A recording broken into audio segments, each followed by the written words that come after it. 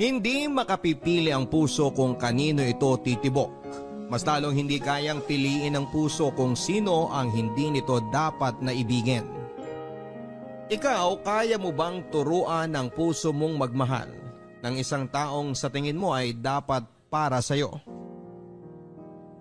Kung meron mang isang katotohanan na laging naipamumukha sa atin, yon ay yung hindi natin kailanman pwedeng turuan ng ating puso. Hindi natin ito pwedeng diktahan na magmahal ng isang tao na sa tingin natin ay dapat nating mahalin. Hindi natin ito pwedeng turuang limutin ng isang taong hindi pala para sa atin. Ito ang katotohanan. Isang katotohanan na pilit pa rin nating kinakalaban kahit alam nating patuloy lang tayong matatalo. Ang ating kwento ngayong araw ay kwentong pinadala ni Paulo. Isang lalaking sumubok na piliing wag mahalin ang taong hindi para sa kanya. Isang lalaking sumubok kalabanin ang nararamdaman dahil alam niyang hindi dapat. Magwagi nga kaya siya o baka mas lalo lang itong matalo sa katotohanan na hindi nga natin pwedeng turuan ng puso. Dahil oras na gawin natin ito, mas lalo itong nagiging porsigidong piliin at gawin ang gusto nitong mangyari. Handa ka na bang makarelate sa kanya? Minsan ba sinabihan mo na ang puso mong huwag magmahal ng taong hindi dapat? Ano ang naging sagot sa'yo? Nanalo ka ba? O ang puso mo? Si Paulo kaya, sino ang nanalo sa kanyang kwento? Alamin natin yan sa mga kwento ng pag-ibig, buhay at pag-asa sa nangungunang Barangay Love Stories. Dear Papa Dudut, hindi naman masama ang magmahal. Minsan mali lang talaga ang napipili nating mahalin. Magandang araw po sa iyo, Papa Dudut. Ako nga pala si Paulo. Kasalukuyan ay nasa edad na 25 na. Gusto kong ibahagi sa inyo ang aking kwento. Ang kwento ko ay kwento kung paano ako umibig sa hipag ko. Siya si Malaya, mahal ko siya.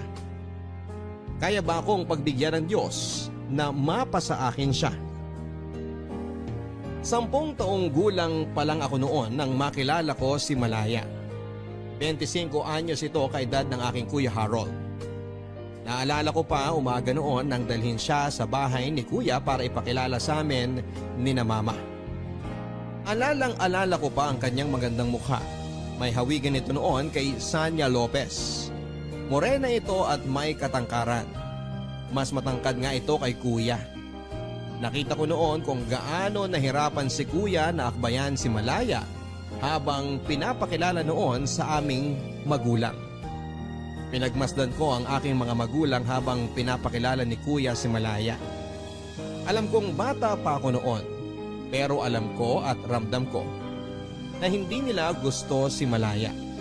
Hindi dahil sa masama ang ugali niya, kundi alam nila na tulad ni Kuya, magiging palamunin din noon sa bahay si Malaya. Wala kasi noong trabaho si Kuya at umaasa lamang ito noon sa aming mga magulang. Batugan siya kaya naintindihan ko kung hindi naging mainit ang pagsalubong nila kay Malaya. Mula noong araw na yon, Papa Dudut, naging parte na ng aming bahay si Malaya. Nagtana na kasi sila ng aking Kuya. Tuwang-tuwa ako. Ang gaan kasi ng pakiramdam ko kay Malaya. Nakadagdag pa ang angkin nitong kagandahan. Naging crush ko siya at inaamin ko yon. Hindi naman masamang magkagusto sa kanya kahit hipag ko siya. Iniisip ko noon na hindi ko naman siya aagawin sa kuya ko. Iniisip ko na rin na hindi naman ako magugustuhan ni Malaya. Sino ba naman kasi ako nung panahon na yon? Patpating bata lamang ako, madalas sa sipunin at hindi pa maayos ang buhok ko. Hindi rin ako mahilig maligo at madalas ay may mantsa ang aking mga suot. Pakiwari ko ay kahibangan kung iisipin kong pwede akong magustuhan ng hipag ko. Kanina mo pa ako sinisilip-silip dyan, Paolo. May gusto ka bang sabihin sa akin? O teka, huwag kang magtago uli. Para ka namang bubwit dyan. Di kita tatapakan. mas lalong di kita ipapakain sa pusa. May kailangan ka ba? Paulo, huwag ka nang mahiya. 3 buwan na akong nandito sa bahay niyo. Sabihin mo kung may gusto ka. Gusto mo ba ng juice? Pwede kitang ipagtimpla kung gusto mo. Papunta rin naman ako sa kusina. O baka gusto mong may abutin ako. Ano ba yon? Wala po. Sa wakas, nagsalita ka rin! Mula nung dumating ako rito, di mo pa ako kinakausap. Hindi naman mabaho ang hininga ko. Ganyan. Gusto ko yung ganyang tawa mo.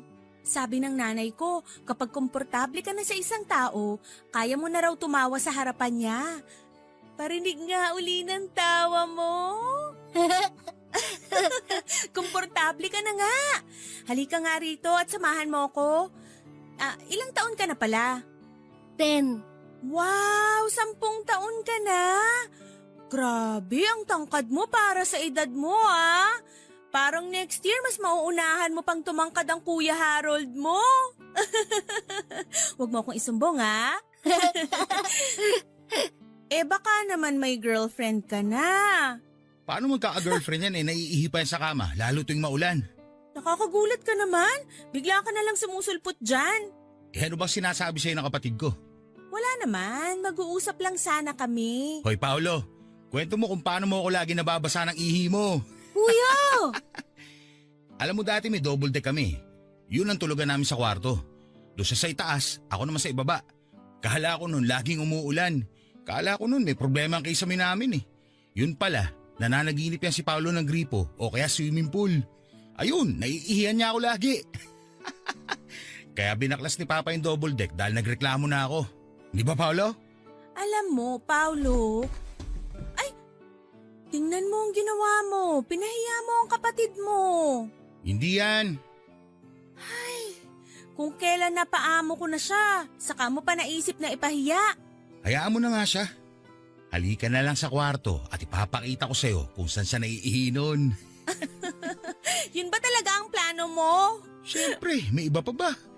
Ay, ano ba yan? Mamaya dumating yung magulang mo Halika na kasi sa kwarto para hindi tayo mahuli.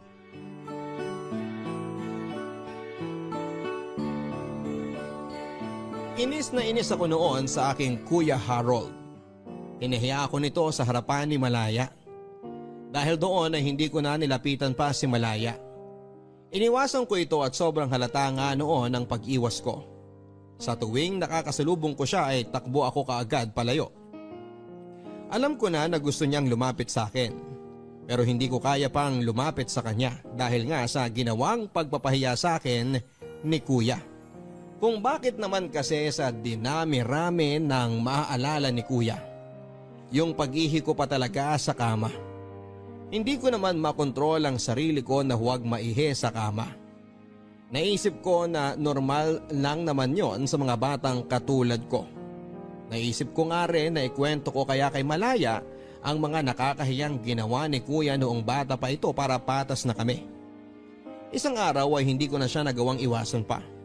Nilapitan ako nito habang gumagawa ako ng merienda ko sa kusina. Sinabi nitong hindi ko raw dapat ikahiya kung naihi ako noon sa kama. Hindi ako umimik papadudot. Naalala ko pa nga na namula ang magkabilang tenga ko noon. Tatakbo na sana ako noon pero pinigilan niya ako. Inawakan nito ang aking braso at ngumiti rin ito. Sinabi niya ang kahit siya noong bata pa raw ay naihi din sa kama. Ang dami pa niyang kinuwento noon na mas nakakahiyang nangyari sa kanya noong bata pa lamang siya. Ginawa niya yon para maramdaman kong hindi lang ako ang may nakakahiyang alaala ng pagkabata. Mula nga noon ay naging okay na ulit kami. Mula noon ay mas lalo ko siyang hinangaan. Sa pagdaan ng mga araw, gumawa ako ng magagandang bagay para kay Malaya. Lagi ko itong kinukuhanan ng manggang kalabaw. Naalala ko pa na dinadayo ko pa noon ang bahay ng aking kaklase na may puno ng manggang kalabaw. May puno naman kami ng mangga dati, pero mas maasim kasi yung sa kaklase ko. Mas gusto kasi ni Malaya yung ganon. Tuwang-tuwa nga ito noon kapag may bitbit ako na mangga pagka-uwi ko galing sa eskwela. Ako rin ang gumagawa ng sausawa niya. Toyo na may siling durog. Inihigo pa niya ang sausawan kapag naubos na niya ang mangga. Tuwang-tuwa akong pinagmamasdan siyang nasasarapan sa mangga. Kaya naman bukod doon ay marami pa akong ginawang magandang bagay para sa kanya. Naisip ko kasi dati, mas lalo itong magiging magiliw sa akin kung magiging mabuti ako sa kanya. Ako noon ang nagsasamsam ng kanyang mga nilabhan. Samantala hindi na ako tumutulong noon sa pagtutupi dahil hindi naman ako marunong. Sinasamahan ko lang siya habang nagtutupi ng mga nilabhan nitong damit nila kuya. Ako naman noon ang tagabalik ng mga ipit at hanger sa lagayan sa kusina. Pinagpapainit ko rin siya ng tubig sa takore para panligo niya. Hindi kasi siya pwedeng maligo noon ng malamig dahil nagsusugat ang kanyang balat. Dati rin ako ang nagtitimpla ng kanyang juice kapag nanonood siya ng paborito niyang teleserye sa hapon.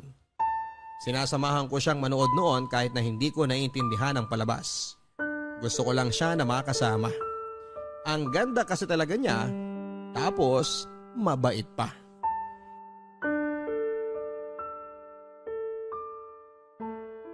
Paano to ngayon? Anong paano na to ngayon? Siyempre papalaglag natin, ano pa nga ba? Sarili mo tong anak! Hindi pa yan bata, dugo pa lang yan. Di ko kaya ang gusto mo mangyari. Dugo man to, pero may buhay pa rin to. Isipin mo na lang na regla lang yan. Regla lang na kailangan mong alisin sa katawan mo dahil hindi importante. Hindi kailangan ng katawan mo para maginhawaan ka. Hindi ko alam kung paano ka nakakapagsalita ng ganyan. Hinaan mo nga yung boses mo. Baka may makarinig.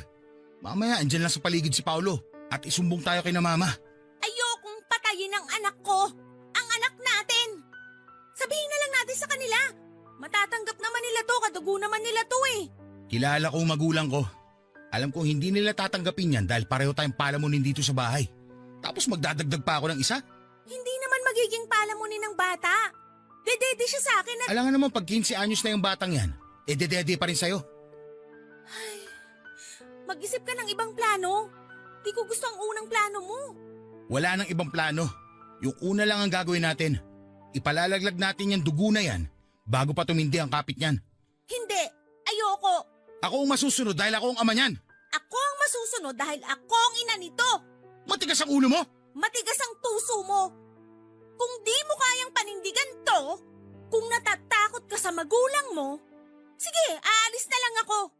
Bubuhayin ko tong batang to kahit wala ka.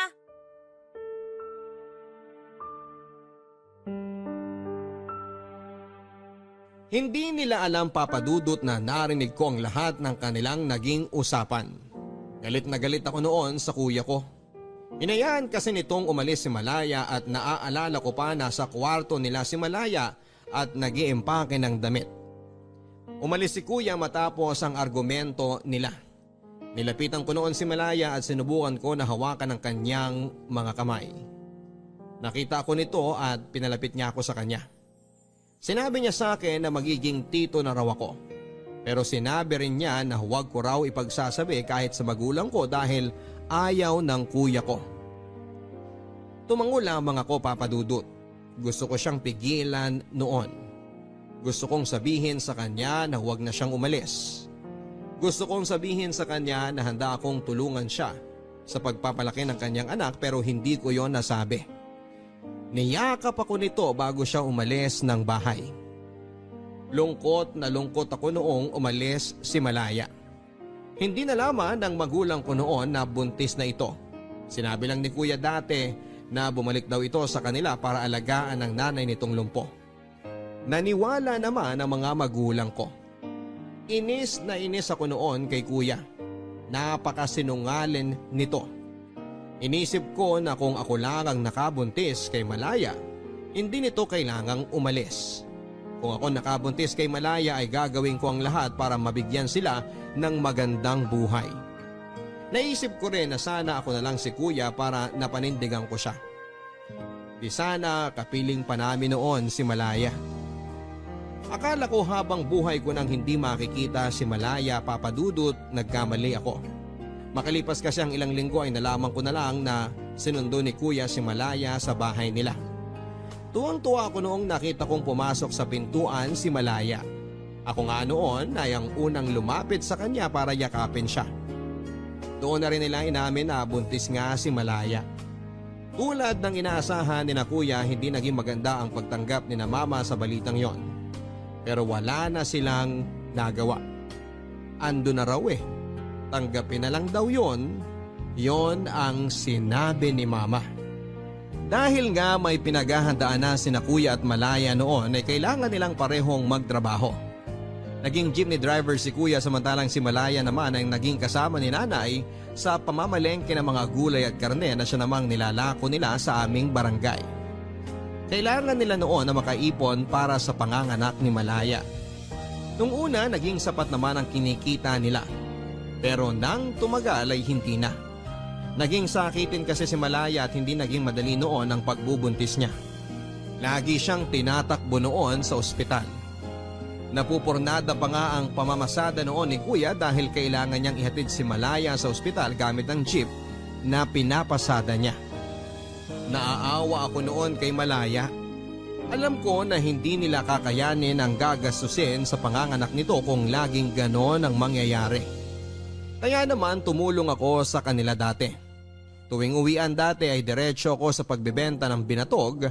Kung ano man ang kinikita ko noon ay ibinibigay ko kay Malaya para pandagdag sa ipon nila. Habang ganon ang naging setup ng pagtulong ko, pinagpapantasyahan ko rin yung ideya na ako ang responsableng asawa ni Malaya. Yung asawang hindi siya pababayaan kahit mahirap ang sitwasyon. Opo, Papa Dudut. Bata pa ako noon pero totoo ang nararamdaman ko para kay Malaya.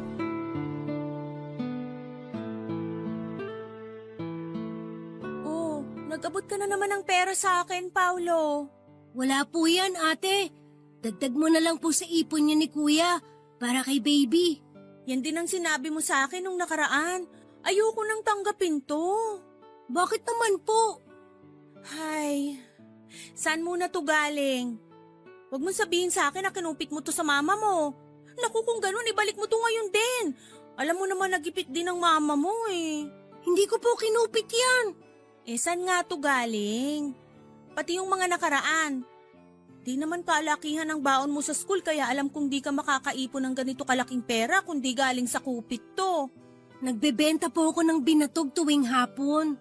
Saan ka kumukuha ng binibenta mo? Dun sa binatugan sa kabilang kanto? Doon nga po. Pinaghirapan mo to? Opo. Minsan nga po napapaso ako kapag hindi ko nasasalok ng maayos yung binatog sa baso. Pero ngayon, kahit nakapikit, hindi na ako nahuhulugan ng mainit na binatog sa kamay. Hindi ko to matatanggap. Eh bakit naman po? Kailangan niyo po yan Malapit na kayong manganak. Pinaghirapan mo to. Dapat sa'yo to mapunta. Bumili ka ng gamit mo sa school. Lapis o kaya papel. Pwede ka rin bumili ng pencil case para lalagyan mo ng mga lapis mo. Kesa pinagtitiisan mo yung lumang karton ng tsokolate para lalagyan mo ng mga lapis at pambura mo. Matibay naman po yun. Hindi naman yun basta-basta masisira. Tsaka malapit na rin pong matapos ang pasukan kaya hindi ko na rin kailangan ng pencil case. Eh di ibili mo na lang ng pagkain mo. Ilibre mo rin yung mga kaibigan mo. Maraming nagbebenta ng pagkain sa labas ng school nyo, di ba? Marami ka nang mabibili dito. Siguradong magugustuhan ka lalo ng mga kaklase mo. Hindi ko naman sila gustong ilibre. Hindi ko talaga tatanggapin to. Para may magamit ka pag kailangan mo. Pwede mo ring ibigay sa mama mo para pandagdag puhunan sa mga paninda niya. Nagbenta po ako ng binatog, hindi para may pambili ako ng gamit sa school o kaya panlibre sa mga kaklase ko. At hindi rin po para ipangdagdag sa puhunan ni na mama. Nagbenta po ako ng binatog para sa baby nyo. Para makalabas agad siya sa ospital. Kasi yung kaklase ko, hindi pinalabas agad yung nanay niya nung nanganak kasi kulang sila ng pambayad sa ospital. Ayoko mangyari yun sa baby mo Kawawa naman siya kung lagi siya makakaamoy ng gamot at ihi sa ospital. Hindi yun maganda sa baby. Napakabait mo talagang bata. Halika nga rito. Bakit po? Mwah. Salamat ah. Alam mo bang dahil sa'yo, para na akong nagkaroon ng instant kapatid. Paulo? Paulo!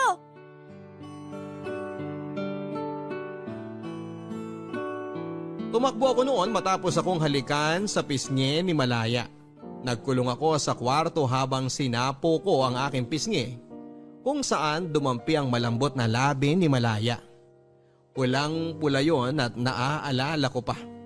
Panay ang tingin ko noon sa salamin habang binabalikan ng eksena kung saan ay hinalikan ako ni Malaya. Hindi na nga noon matanggal ang ngiti ko. Si Malaya ang naging una kong halik. Si Malaya rin ang naging dahilan ko para magsimula akong magpantasya at hawakan ang aking sarili. Matapos ang halik na yon ni Malaya sa aking pisngi, palihim akong kumukuha ng kanyang gamit. Mga gamit na iniisip ko na hindi naman niya mapapansin kung sakaling mawala sa kanyang paningin. Nagsimula yon sa luma niyang panyo hanggang sa paubos nitong lipstick na lagi na lang nakalagay noon sa gilid ng kanilang mesa sa kwarto. Nilagay ko noon ang bawat makuha kong gamit niya sa isang lumang karton ng sapatos. Tinatago ko yon sa ilalim ng aking kama. Tuwing sasapit noon ng gabi bago ako matulog ay kinukuha ko ang karton na yon at mamimili ako ng gamit ni Malaya na isasama ko sa aking kama para magpantasya. Hawak ko noon ang mga napili kong gamit niya habang nagpapantasya noon na hinahalikan ko siya. Na kunwari asawa ko siya, na kunwari ay sa akin siya. Sobrang saya ko noon habang ginagawa ko yon.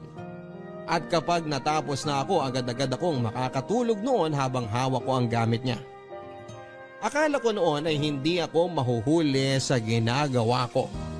Pero nagkamali ako dahil sa pagiging pakialamero ng aking kuya.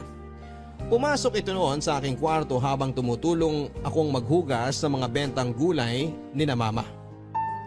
Kinalkal niya ang mga gamit ko at nagkataong hindi ko na ibalik agad sa ilalim ng aking kama ang karton ng sapatos na yon.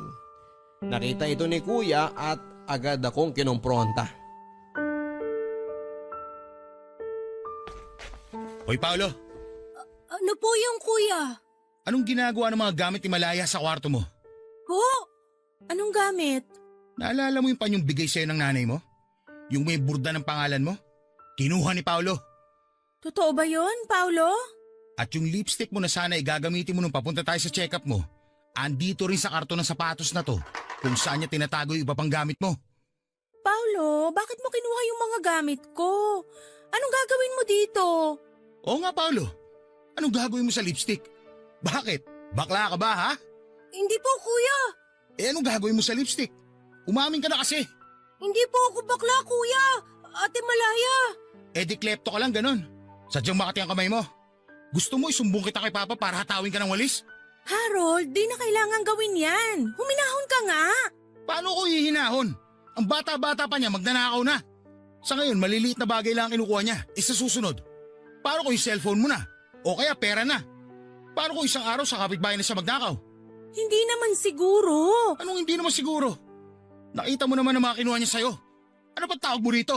Di ba magnanakaw? Hindi nga po ako magnanakaw. Anong tawag mo sa'yo? Kung hindi ka magnanakaw, isipin kong bakla ka dahil puro gamit pang babae itong kinuha mo. Hindi rin po ako bakla.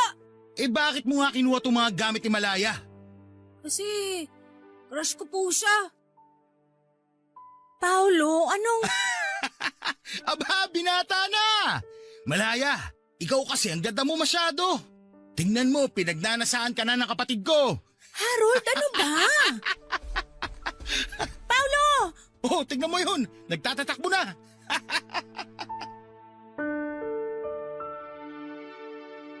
Umalis ako noon ng bahay sa sobrang hiya. Ayoko na nga noon bumalik. Napaamin ako ng hindi oras kay Malaya at panayang suntok ko noon sa ulo ko. Inis na inis ako sa sarili ko, papadudot, kung bakit hindi ko tinikom ang aking bibig. Bakit ba ako umamin kay Malaya? Sa harapan pa ni kuya na asawa niya. Ilang oras ako naglakad-lakad kung saan-saan para makaiwas kay Malaya. Iniisip ko na umuwi kapag alam kong nasa kwarto na ito. Pero paggabi na rin noon, natakot na akong gumala pa. Kaya naman nagpasya na akong umuwi na lamang papadudot. Bahala na, yun ang sinabi ko sa sarili ko. Nang nakauwi na ako ay naabutan ko si Malaya na nasa sala. Wala sina kuya at mga magulang ko. Nasa kwarto na sila noon at nagpapahinga na. Tatakbo na sana ako noon papunta sa aking kwarto nang pisilin ni Malaya ang braso ko. Ang sarap sa pakiramdam ng pagkakahawak niyang yon. Pinaupo ako nito sa kanyang tabi. Ninitian niya ako at hindi ako makatingin sa kanya ng diretsyo. Sa sahig ako nakatingin habang nagsasalita ito. Sinabi niyang hindi ko raw kailangang mahiya kung may gusto ako sa kanya. Dagdag pa niya na normal lang daw yon sa pagbibinata. Tumango lamang ako dahil hindi ko alam kung ano ang pwedeng sabihin sa kanya. Nang tinanong niya ako kung gusto ko na raw bang pumunta ng kwarto ko ay tumango ako. Tatakbo na sana ako noon dahil akala ko ay tapos na siya nang sasabihin niya. Pero pinigilan niya akong muli. Nang tignan ko siya ay inabot niya sa akin ang panyo niya. Yung panyo na kinuha ko sa kanya. Yung may borda ng pangalan niya. Tumingin ako sa kanya at nagtanong ang aking mga mata. Ngumiti ito at sinabing sa akin na lang daw yon at sinabi pa niya na bigay yon ng nanay niya sa kanya. Aniya mas maaalagaan ko raw kaya ibibigay niya sa akin. Kinuha ko yon sa kanya at saka tumakbo papunta sa aking kwarto. Muli ay nagpantasya ako sa kanya habang hawak noon ang panyong bigay niya. Makalipas noon ng ilang buwan ay nakapanganak na si Malaya. Isang napakalusog na sanggol na lalaki. Tinutukso nga nila ako noon na kamukhang kamukha ko raw ang aking pamangkin. Sinabi rin ni Malaya na posibleng araw na maging kamukha ko ang anak nila dahil ako ang madalas na nakakasama niya sa bahay. Napaglihian daw niya ako at tuwang-tuwa ako noon. Para bang pakiramdam ko ay ako ang tatay ng anak ni Malaya. Tinatanong pa nga ni Malaya kung ano raw ang pwedeng ipangalan sa anak nila. Sinagot ko noon na Pau Pau, sunod sa aking pangalan.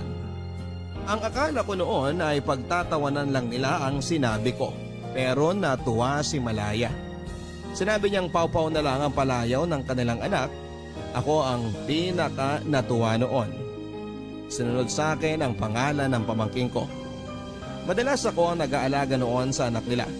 Nagkataon kasi na bakasyon sa school at imbes na makipaglaro sa mga bata, ay madalas na pinipili kong magtimpla ng gatas ni Pau Pau. Hindi kasi nagpapadede si Malaya. Bukod kasi sa hindi masyadong naging marami ang gatas nito sa kanyang dibdib, ay kinailangan din ito na magtrabaho bilang sekretarya sa aming barangay hall. Kaya nga tulad ng sinasabi ko sa inyo, ako ang madalas na nag-aalaga kay Pau Pau. Kahit noong balik eskwela na dahil pasukan na naman, lagi pa rin ako nagmamadaling umuwi para maalagaan si Pau Pau. Ginagawa ko yon papadudot, hindi dahil inutusan nila ako, kundi dahil gusto ko ang hipag ko. Hindi na ako noon nagbebenta ng binatog, wala na rin kasi akong oras. Kahit sayang ang kikitain ko noon ay mas pinipili ko mag-alaga na lang ng bata. Wala rin kasing mapag-iiwanan kay Pau Pau kundi ako lamang. Si kuya naman ay tuloy pa rin ang pagiging jeepney driver noon. Madalas ay konti lang ang naiuwi niyang pera. Di dahil mahina ang pasada, kundi dahil bili ito ng bili ng mga gamit niya para sa sarili niya at hindi para kay baby Pau Pau. Noong napansin kong naging ganito na si kuya ay napilitan akong ibenta noon ang mga gamit ko. Tulad ng comics, iba pang damit na niregalo sa akin ng aking mga ninong at ninang. Pati na rin ang iba kong laruan. Inipon ko ang pera at ibinigay ko kay Malaya. Oh, para saan tong pera? Pambili po ng kailangan ni Pau Pau. Naku nagbebenta ka na naman ba ng binatog? Hindi na po. Nakahanap na po ako ng kapalit ko. Saan mo nakuha tong pera? Nagbenta po ako. Anong binenta mo? Wala po. Mga lumang laruan na hindi ko na nagagamit. Malaking pera to. Alam kong di lang to galing sa pagbebenta mo ng laruan. Pati na rin po ng mga luma akong damit. Bakit ka nagbenta ng mga damit mo? Paano kung hanapin ng mama mo yung mga yon? Paano kung wala ka nang maisuot sa school? Marami po akong damit. Saka sa Pasko, sigurado mapupuno na naman ang damitan ko dahil reregaluhan na naman ako ng mga ninong at ninang ko ng mga bagong damit. Ay, ano pang binenta mo? Yung mga lumang comics ko po. Teka, di ba koleksyon mo yun? Nabasa ko naman na po yun lahat eh. Hindi ko na kailangang ulitin. Pero koleksyon mo pa rin yun, sayang naman. Hindi naman po sayang kung alam ko namang mas magagamit ni Pau Pau yung pinagbentahan nun. May sahod naman ako sa barangay hall. May pera rin kahit papano ang kuya mo na inaabot sa akin. Alam ko naman pong hindi sapat ang kinikita ni kuya sa pamamasada. Narinig ko po minsan na nagtatalo kayo dahil sa pera. Hindi ka dapat nakikinig sa pagtatalo ng mga matatanda. Sorry po. Masyado po kasing malakas ang boses niyo ni kuya kaya tumagos sa pader ng kwarto ko. Pasensya ka na at narinig mo pa yung away namin. Hindi magandang naririnig yun ng mga katulad mong bata. Hindi na po ako bata. Ay, binata ka na ba? Teka nga, patingin nga ng loob ng shorts mo kung totoong binata na yan. Wag po, Ate Malaya. Hindi pa ako nakakapagpalit ng brief. Ay, hindi ka pa nga binata. Dahil ang binata, nagpapalit lagi ng brief. Si ate naman, no.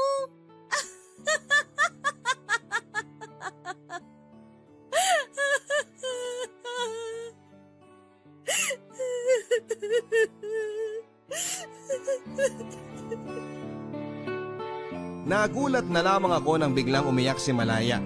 Hindi ko alam ang gagawin ko noon. Iniisip ko na talaga atang may problema sila sa pera kaya siya napaiyak ng ganon. Pero hindi pala. Iba palang naging dahilan ng pag-iyak ni Malaya. Nalaman kong bukod sa problema nila noon sa pera ay may babae din si kuya. Narinig ko na nag-uusap sina mama at Malaya. Umiiyak din noon si Malaya habang dinedetalye kay mama kung paano nito nahuli si kuya na may ibang babae. Nabasa raw ni Malaya noon sa cellphone ni kuya ang malaswang usapan nila nung babae. Nanginginig noon si Malaya habang nagkikwento at binabalikan ang kaganapang yon. Awang-awa ako kay Malaya habang pinakikinggan ko siya. Sinabi niya kay mama na aalis na lang daw siya. Sinabi niya na hindi raw niya kaya ang lokohin na lang ng ganon. Pinigilan siya ni mama at sinabi niyang bigyan pa raw ng tsansa si kuya at magbabago pa raw ito. Hindi naman kumbinsido noon si Malaya. Desidido na itong umalis pero nakiusap si mama. Sinabi niyang kawawa naman daw si Pau Pau kung lalaki itong walang kapiling na ama. Doon na kumalma noon si Malaya. Natamaan siya sa sinabi ni mama. Dahil doon ay nanatili si Malaya sa bahay kahit na hirap na siya sa kanyang sitwasyon. Tinikom ni Malaya ang kanyang bibig tungkol sa pambababae ni kuya. Alang-alang kay Pau Pau ay nagtiis si Malaya. Naging madalas din ang away nila noon ni kuya at lagi ko dating naririnig. Narinig ko noon kung paano siyang paulit-ulit na minumura ni kuya. Iyak lang ang naging sagot noon ni Malaya at awang-awa ako sa kanya, Papa Dudut. Kung pwede lang ako makialam sa kanila ay ginawa ko na. Pero dahil bata pa ako noon at hindi dapat makialam sa away ng matatanda ay mas pinili kong makinig na lamang at ipagdasal na malampasan niyo ni Malaya. Isang araw ay nawala na lang na parang bula si kuya. Nalaman namin na sumama na ito sa kanyang babae. Panay ang iyak noon ni Malaya at aalis na sana talaga siya sa bahay namin pero pinigilan siya ni mama. Ang sabi ni mama kahit wala na si kuya, dapat manatili pa rin si Malaya sa bahay dahil parte na siya ng pamilya namin. Natuwa ako sa mga sinabi ni mama. Tulad ko ay napamahal na rin siya kay Malaya. Sino ba naman kasing hindi magmamahal kay Malaya? Napakabait nito. Hindi ko talaga alam kung bakit nagawa ni kuya ang mga bagay na yon kay Malaya.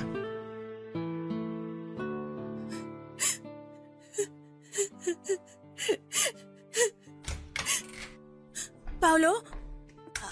Anong ginagawa mo rito sa kwarto ko? Narinig ko po kasi kayong umiiyak. Pasensya ka na ha. Nakalimutan kong manipis lang pala ang dingding ng kwarto ko. Di naman ako umiiyak. Bakit po namamaga ang mga mata nyo? Alam mo namang lagi akong napupuyat dahil sa pamangkin mong iyakin. Mukhang mana po sa inyong pamangkin ko. Iyakin din po kasi kayo eh. Siguro nga. Kailangan niyo po ba ng kausap? Hindi na. Bumalik ka na sa kwarto mo. Alam kong may klase ka pa bukas. Maaga pa naman po. Tsaka hindi po ako makatulog eh. Busog din kasi ako. Ang sarap po kasi ng niluto nyo kanina. Naparami ako ng kain. Ang hirap tuloy matunawan. Salamat ha. Buti ka pa nasasarapan sa luto ko. Samantalang Si kuya, hindi po. Ay, kung nasasarapan siya sa luto ko noon, baka di siya sumama sa ibang babae. Sa tingin mo, Huwag niyo na po sanang sisihin ang sarili niyo sa ginawang desisyon ni kuya. Mahina talaga si kuya sa pagdedesisyon. Laging mali. 'Di ba? Nasabi na yun sa inyo ni na mama. alam ko namang pinapagaan niyo lang ang loob ko dahil sa ginawang pag-iwan sa akin ng kuya mo. Ayaw lang kasi namin na nakikita kang umiiyak. Balang araw, kapag di ko na mahal ang kapatid mo, titigil na rin ako sa pag-iyak. Di mo na maririnig sa kwarto mo ang pag-iyak ko. Makakatulog ka na ng mahimbing. Eh kailan yung hindi mo na siya mahal? Hindi ko alam. Wala namang kasing switch button ng pagmamahal. Para kung ayaw mo nang mahalin ng isang tao, pwede mo nang i-off, ganun. Hindi ko po kasi maintindihan eh. Balang araw, kapag nagmamahal ka na, maiintindihan mo kung anong sinasabi ko sa'yo. Sa ngayon, gusto kong humingi ng tawad sa'yo kung bakit di ko basta-basta makalimutan ang kapatid mo. Pati tuloy ikaw nadadamay. Pasensya ka na talaga, Paolo, ha? Pasensya ka na. Sana may nakaimbento na lang po ng switch button na sinasabi niyo para hindi niyo na pumalin ng kuya. Kasi hindi naman siya nakakabuti sa'yo. Sana balang araw, may makaimbento nun. Sa ngayon, tiis lang muna sa ingay ng iyak ko, ha?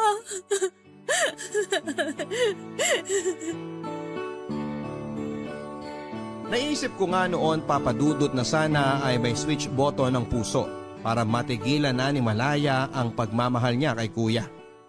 Naisip ko rin na baka makatulong din sa akin ang switch button na yon para tumigil na ang nararamdaman ko para sa kanya. Papa Dudut, habang tumatagal ay lumalaki ang pagmamahal ko kay Malaya. Alam kong bata pa ako noon pero sigurado na ako sa nararamdaman ko.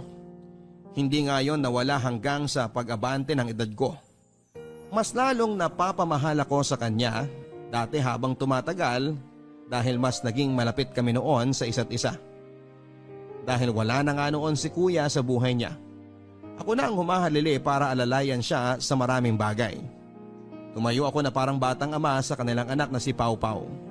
At masasabi ko noon na wala akong ibang gustong sitwasyon kundi ang maging pamilya kaming tatlo ni na Malaya. Sa aking pagbibinata, wala akong ibang naging gusto kundi si Malaya lang.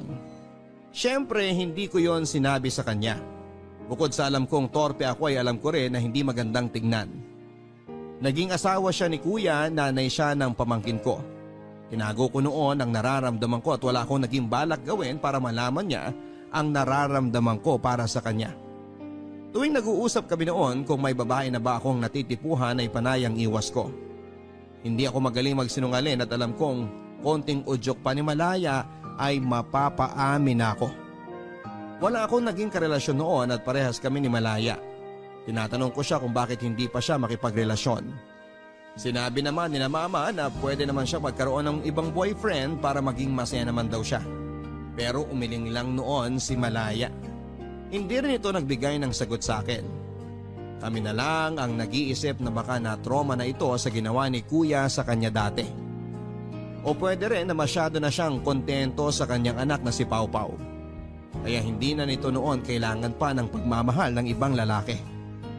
Nakuha ko ang totoong sagot kay Malaya kung bakit wala pa siyang nagiging karelasyon noon. kung bakit hindi pa rin ito magawang magmahal ng iba. Mahal pa rin niya si kuya.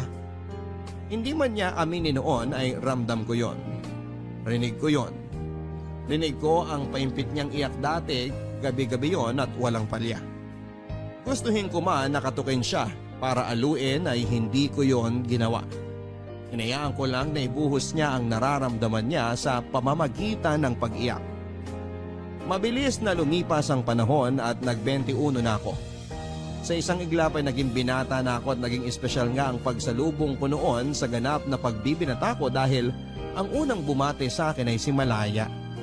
Naalala ko pa na sinalubong ako nito isang gabi. May hawak siyang cupcake noon na nabili niya bilang merienda ni Pau Pau. Sa cupcake na yon ay tinusukan niya ito ng maliit na birthday candle. Pamilyar ang kandilang yon. Kandila yon noong unang kaarawan ni Pau Pau. Paano ko nalaman ako ang bumili ng kandilang yon at nung first birthday cake ng aking pamangkin.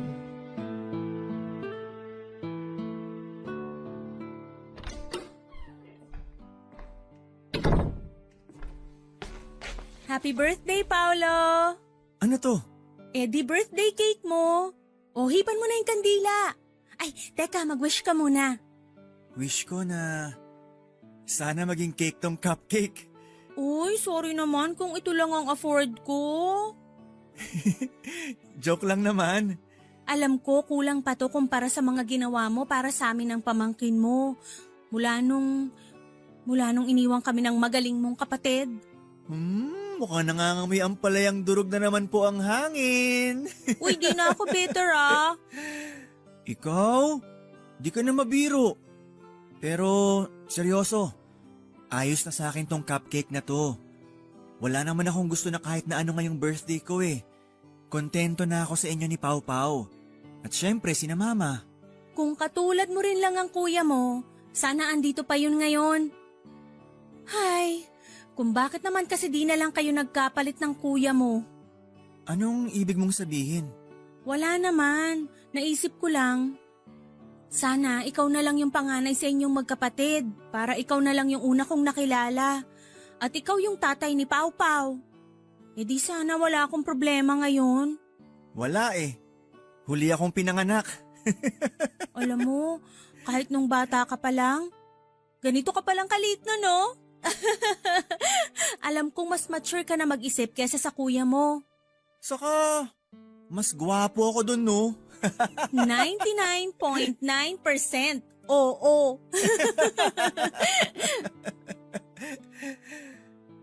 Kumain ka na ba? Pwede kitang ipaghain ng... Paolo, bakit mo ako hinalikan? Sorry, nabigla ako. Kasi baka Paolo, hindi ko talaga sinasadya. Medyo nadala lang ako. halikan mo ako uli. Yung mas matagal. Nagulat ako sa sinabing yon ni Malaya Papadudut. Sumunod ako sa sinabi niya. Hinalikan ko siya ng mas matagal, mas madiin at mas nananabik. Sumabay siya sa bawat paghaliko hanggang sa may pagkukusa na noon ng aming mga paa na magtungo sa aking kwarto para ituloy ang hangganan ng halik na yon. Papadudut, kumawala kaming dalawa ng gabing yon. Hindi ko rin alam kung ano ang pumasok sa mga utak namin kung bakit hinayaan naming manipulahin kami ng aming mga katawan. Sa huli ay may nangyari sa aming dalawa isang bagay na sinabi ni Malaya na pinagsisisihan niya. Habang nagbibihis noon ay sinabi ni Malaya na hindi raw dapat nangyari yon sa amin.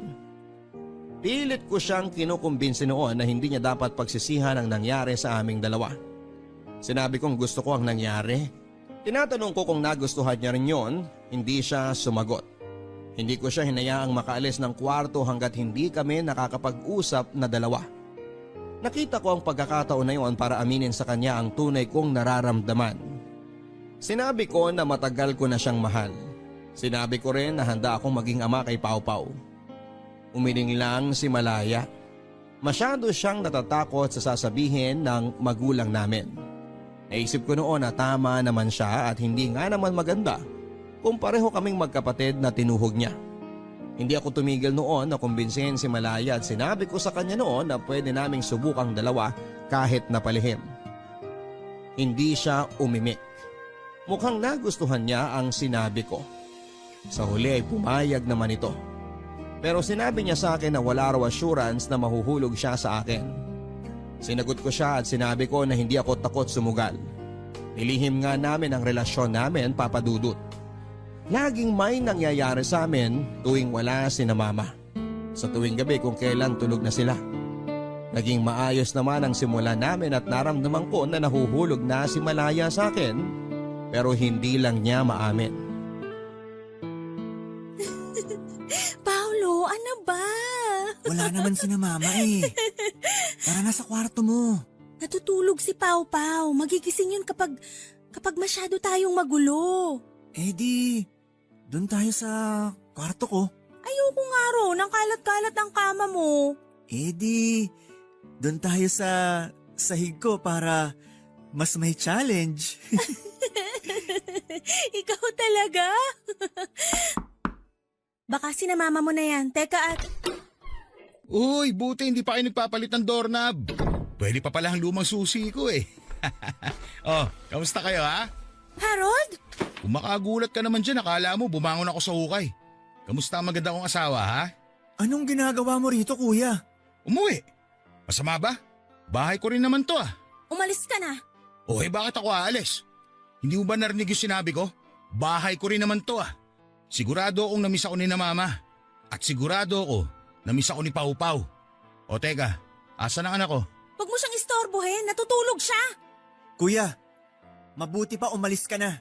Kanina niyo pa ako pinapaalis ah. Ganyan ba kayo mag-welcome ngayon ng bagong dating? Hindi magandang nandito ka. Anong hindi maganda? Makukumpleto na ulit tayo. Pamilya na ulit tayo, Malaya. Ayaw mo yon? Matagal ka nang wala. At ngayon, bumabalik na ako. Hindi mo man lang ba ako yayakapin? Kuya, please, umalis ka muna kasi. Kung makapagpaalis ka sa akin, wala ka respeto ah. Ako pa rin ang panganay, tandaan mo yan. Pero ayoko magalit ngayon. Ang gusto ko lang naman ay magkumustahan tayo. Mag-usap-usap tayo. Tulad ng dati, ganun. Wala tayong dapat pag-usapan. Ang dami kaya. Magkumustahan muna tayo. Paolo, sigurado may girlfriend ka na ngayon. Kuya, please. Ang laking bulas mo ah. Sigurado ako kung saan ka man nagtatrabaho ngayon, marami kang napaikot na babae. Teka nga muna, ilang babae na bang nadala mo sa kwarto mo? Magagaling ba? Ha? Kuya, sinabi ng... O baka naman bakla ka na? Kung ganun, ilang lalaki na nadala mo sa kwarto mo? Magagaling ba? Harold, ano ba? Ikaw naman, hindi ka na nasanay sa pangalas ka ko dyan sa kapatid ko. Teka nga muna, nagugutom na ako. Ang haba ng biyahe ko mula sa... basta. Anong ulam nyo? Bumalik si Kuya Harold na para bang wala lang. Na para bang namalengke lang siyang saglit. Nainis ako noon na pinaghandaan pa siya ni Malaya na makakain niya. Panay ang hawak ni Kuya sa kanya kahit panay noon ang ilag ni Malaya. Dahil hindi ko na kinaya ang nakikita ko ay umalis ako. Hindi ko rin siguro kaya na marinig kung ano man ang mapag-uusapan nila ng mga oras na yon. Ayokong marinig na sabihin ni Malaya na mahal pa rin ito si Kuya Harold.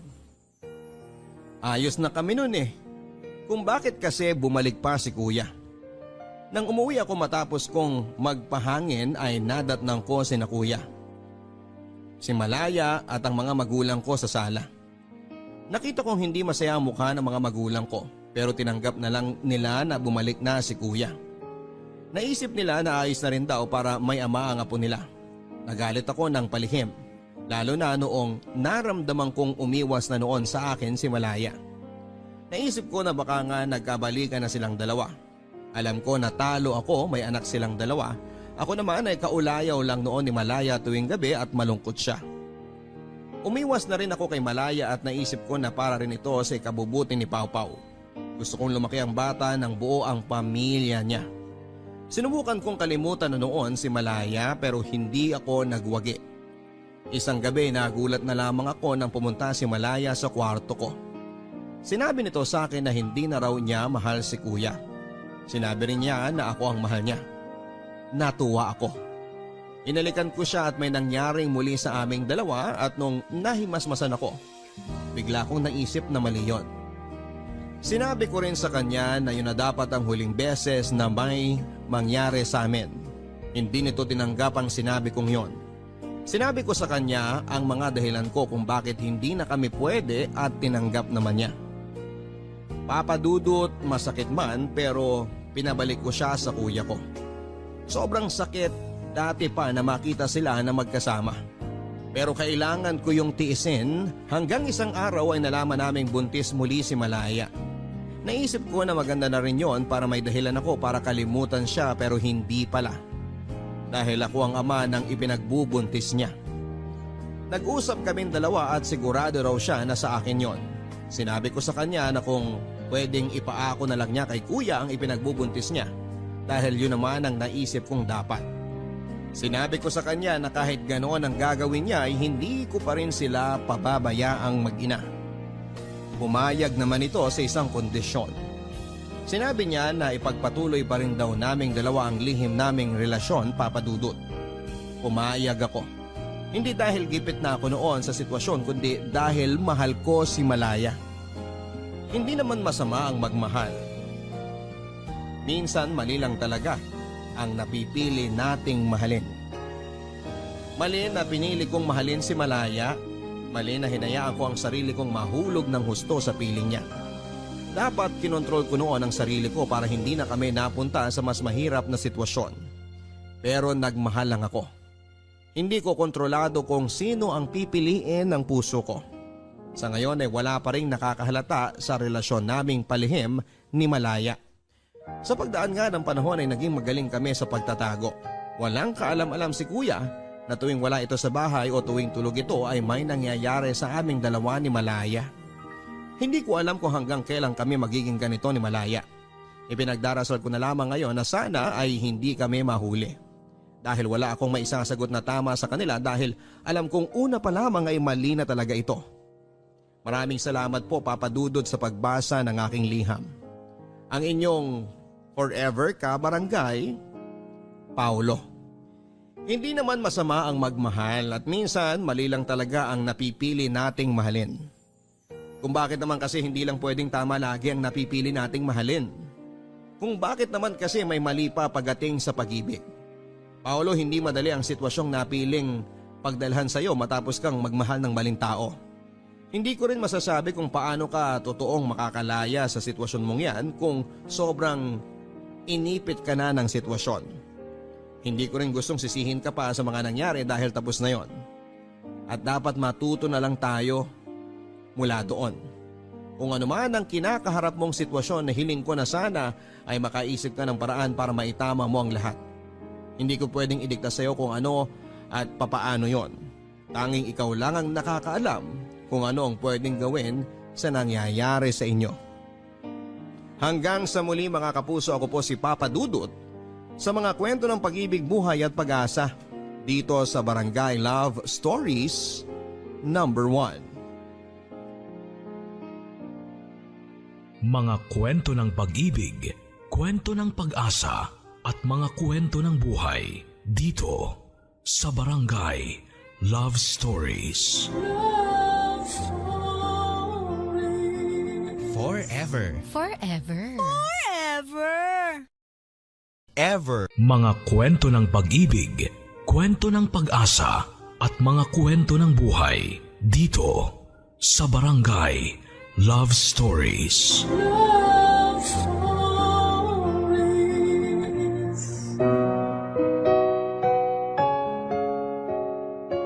Ang respeto ay hindi lang dapat na ibinibigay sa kapwa natin. Dahil sa lahat ng oras, hindi ito dapat na mawala para sa ating sarili kung gusto nating irespeto rin tayo ng ibang tao. Ikaw, kapuso, hanggang saan ang kaya mong gawin para sa taong mahal mo? Kung hindi natin kaya ang respetuhin ang ating sarili, mawawalan din ang dahilan ang ibang tao na irespeto tayo. Ang respeto kasi parang pagmamahal na kailanman ay hindi natin dapat na ipinagdadamot sa ating sarili. Ang sulat na babasahin natin ngayong araw ay pinadala ng ating kabarangay na si Aya. Isang babaeng walang ibang ginawa kung hindi ang magmahal lang ng totoo. Kaya naman dumating siya sa punto na halos nakalimutan niyang pahalagahan ang kanyang sarili. Ang palagi lang kasi niyang iniisip ay kung paano magiging masaya ang taong minamahal niya. Hanggang sa dumating ang araw na siya na mismo ang makaramdam na hindi na tama ang pagmamahal na ibinibigay niya sa kanyang karelasyon at kung kailan handa na siyang piliin ang sarili niya. Saka naman siya mahihirapan dahil ayaw na siyang pakawalan ng karelasyon niya. Gusto mo na bang makilala si Aya at marinig kung paano siya nagsakripisyo para lamang sa taong mahal niya? Handa ka na bang mainis at maiyak sa kwento ng buhay niya? Kagaya ka rin ba niya na todo-todo kung magmahal? Yung tipong wala nang tinitira na pagmamahal at respeto para sa sarili mo. O mas pipiliin mong makalaya sa isang relasyon na ikaw na lang mag-isa ang nag-e-effort? Si Aya kaya, paano niya na-realize na mali na ang paraan niya ng pagmamahal? Nagsisi kaya siya na sarili naman niya ang pinili niya kesa sa taong mahal niya? Malalaman natin ang landas na pinili niya dito sa mga kwento ng pag-ibig, buhay at pag-asa sa nangungunang Barangay Love Stories. Dear Papa Dudut, kapag nagmahal tayo ng ibang tao ay hindi natin sila dapat na minamahal ng higit pa sa ating sarili. Dahil pwedeng unti-unti nating makalimutan na irespeto ang sarili natin kapag sinimulan na nating paikutin ang ating mundo sa ibang tao. Magandang araw Papa Dudut at sa mga kagaya ko na palaging nakikinig sa live stream ng inyong programang Barangay Love Stories. Itago niyo na lamang po ako sa pangalang Aya. 25 years old, taga Negros Occidental at nagnenegosyo ng mga beauty product. Matagal niyo na rin po akong tagapakinig at dahil halos lahat ng kwentong inyong iniere ay talaga namang nakapag-iiwan ng malaking aral sa buhay. At dahil alam ko na may aral din itong kwento ng buhay ko ay naisipan ko na itong ibahagi sa inyo.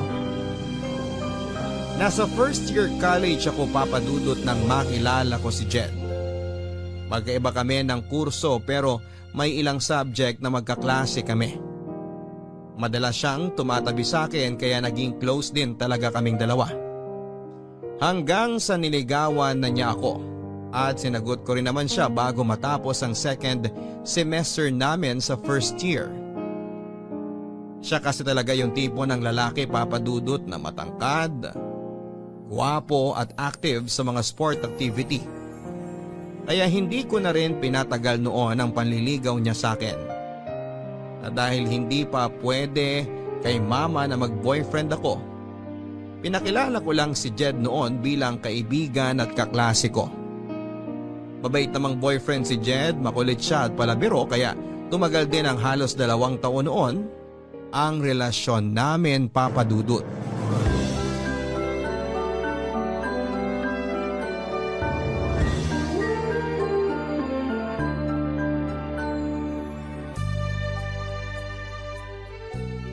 Grabe, babe!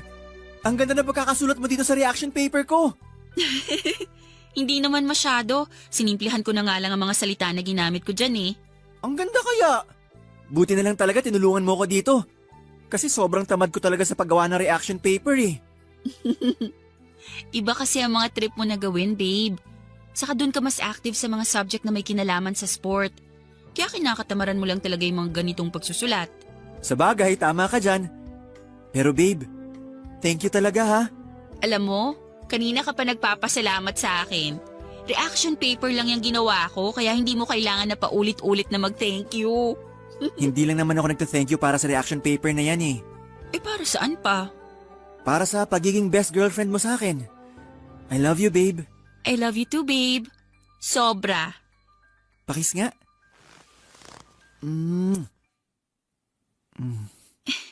Babe, sandali lang. Bakit? Baka dumating na yung mga kasama mo dito sa boarding house. Mamayang gabi pa sila uuwi. Babe, sandali lang. Itigil mo na muna yung ginagawa mo sa akin. Babe, sabi ng teka lang eh. Ano bang problema mo? Bakit ka sumisigaw dyan? Hindi naman ako sumisigaw. Kasi naman, binubuksan mo na tong botones ng blouse ko. Ano naman? Boyfriend mo naman ako at girlfriend kita. Magto 2 years na nga tayo, tsaka dati na naman natin ginagawa to, babe.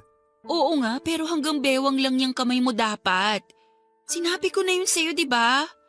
Bakit parang gusto mo nang ipasok sa loob ng blouse ko yung kamay mo kanina? Ang arte mo naman, Aya.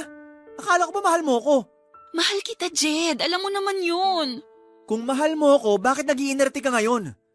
Magdadalawang taon na tayo magkarelasyon pero parang wala ka pa rin tiwala sa akin. Babe, alam mo namang hindi totoo yung sinasabi mo. Mula nung unang araw na maging tayo, malaki na ang tiwala ko sa'yo. Babe, huwag ka nang magtampo. Payakap nga ako sa babe ko. Kung mahal mo talaga ako, ibibigay mo ang gusto ko. Aya, matagal naman na tayo magkarelasyon. Baka naman kahit isang beses lang, subukan natin gawin to. Normal naman to eh. Di ba nga sabi nila, pinapatibay daw ng sex ang relasyon ng dalawang taong nagmamahalan.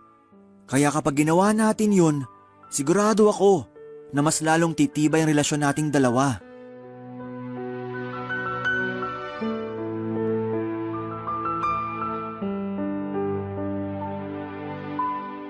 Papadudod, sinubukan ko pang tumanggi sa gustong mangyari ni Jed ng araw na yon. Pero tuluyan na rin akong bumigay at sinuko ang aking bataan sa kauna-unahang lalaking tinibok ng puso ko. At pagkatapos naming gawin ni Jed ang bagay na yon, mas naramdaman ko ang pagmamahal niya para sa akin.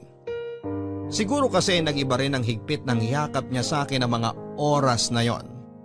At kita ko sa mukha niya na sobrang natuwa siya dahil binigay ko na ang matagal na niyang hinihingi sa akin, ang aking buong sarili.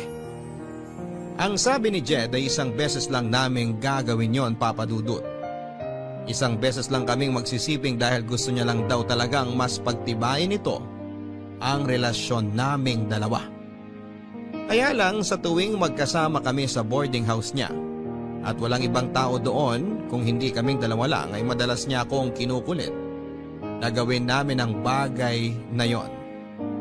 Ayoko na rin sanang ulitin namin yon pero hindi ko siya matanggihan, lalo na kapag nagtatampo na siya. Kaya ilang beses na rin namin ginawa ang pagsisiping sa boarding house nila o kaya sa mumurahing hotel na pinupuntahan namin.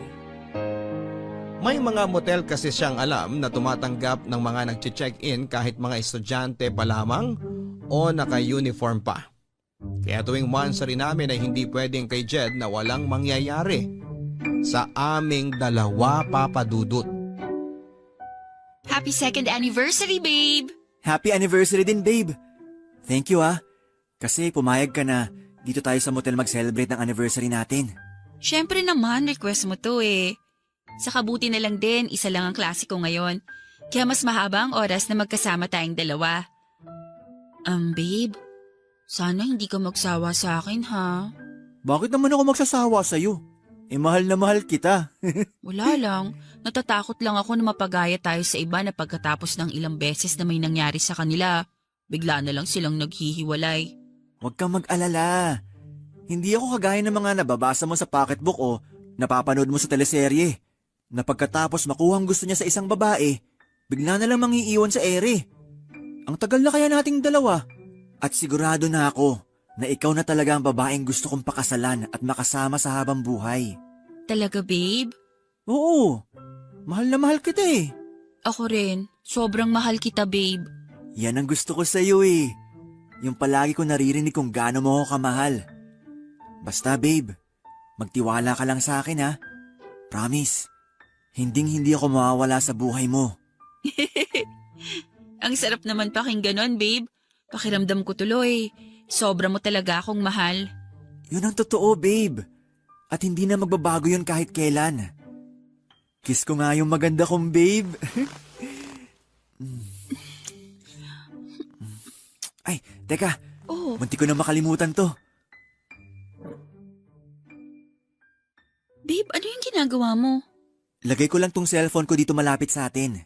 Pero bakit? Kasi gusto ko makuna ng video tong gagawin natin. Babe, ayoko ng ganyan. I-off mo na yung cellphone mo. Ngayon ko lang naman gagawin to, pagbigyan mo na ako. Pero ayoko nga ng ganyan. Hindi nga ako komportable na mapanood ang sarili ko sa video eh. Tapos ire-record mo pa tong ginagawa natin? Eh di wag mong panoorin to, babe. Ginagawa ko lang naman to kasi second anniversary natin ngayon. Gusto ko lang ng souvenir sa espesyal na araw na to. Pwede naman na ibang video na lang ang kunan mo sa ating dalawa. Huwag na tong ginagawa natin dito sa kama o sa loob ng motel. Baka mamaya kumalat pa yan eh. Bakit naman to kakalat? Wala ka pa rin ba talagang tiwala sa akin hanggang ngayon? Ano bang akala mo, babe? Ipagkakalat ko tong video nating dalawa? Grabe ka naman mag-isip sa akin.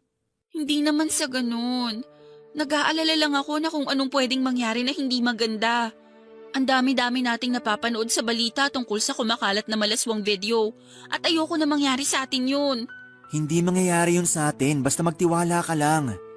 Para lang naman sa mga mata ko tong video na i-record ko. Gusto ko lang na may maisave ko na kakaiba at magandang alaala nating dalawa. Siyempre, espesyal tong araw na to para sa akin, babe. Kaya pumayag ka na, please. Ngayon lang to sa anniversary natin. Promise. Sige na nga. Basta ilayo mo na lang yung cellphone mo. Kasi naiilang talaga ako na may camera na nakatapat sa ating dalawa ngayon eh.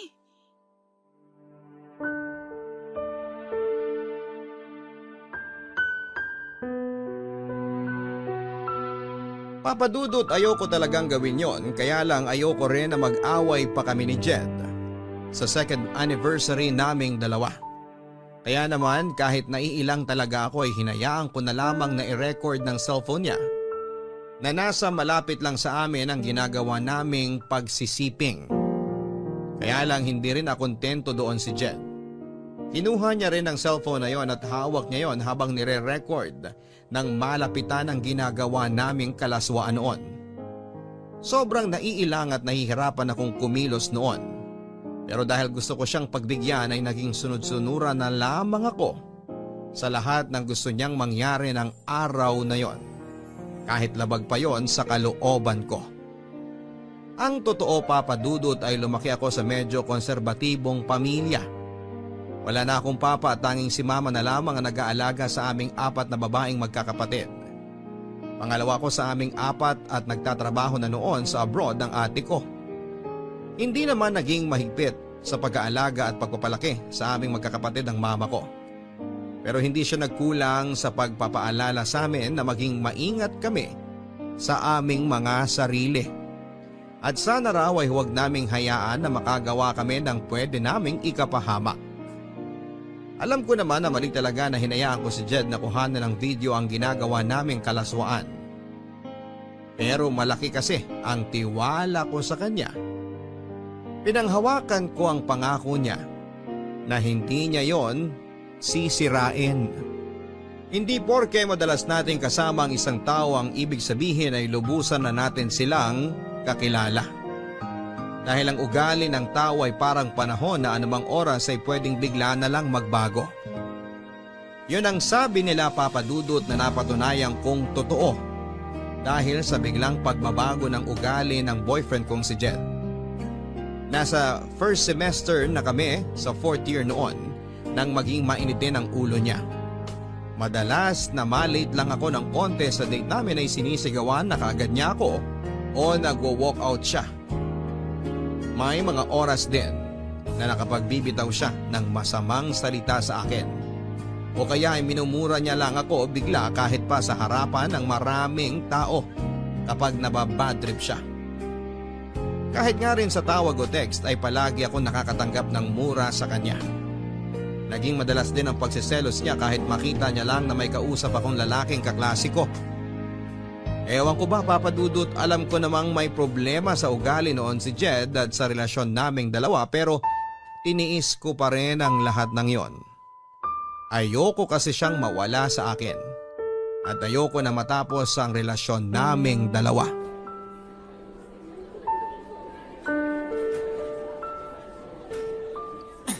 Lika dito! Aray ko! Aray! Aray ko, babe! Nasasaktan na ako! Masasaktan ka lalo sa akin kapag hindi ka tumigil sa kakasalita mo dyan. Bitiwan mo nga kasi yung braso ko! Hindi naman ako lalayo sa'yo! O ayan, Aray! Hindi mo naman ako kailangang itulak! alam mo ikaw, ang arte-arte mo. Binitawan lang kita tapos sasabihin mo na tinulak na kita. Ano na naman ba kasing problema mo at parang sa akin mo binubunton yung init ng ulo mo? Hindi ko binubunton sa iyong init ng ulo ko. Dahil ikaw mismo nagpapakulo ng dugo ko ngayon sa galit. Ano na naman bang ginawa ko sa'yo? Ano, Aya? Maang-maangan ka na naman talaga dyan? Jed naman eh. Sabihin mo na lang kasi sa akin kung ano man yung kinakagalit mo. Para hindi na ako naguguluhan dito. Ang galing mo rin talaga umarte, no? Akala mo ba hindi kita nakita kanina sa kantin? Nakikipagharutan ka kay Albert. Ako? Nakikipagharutan sa kanya?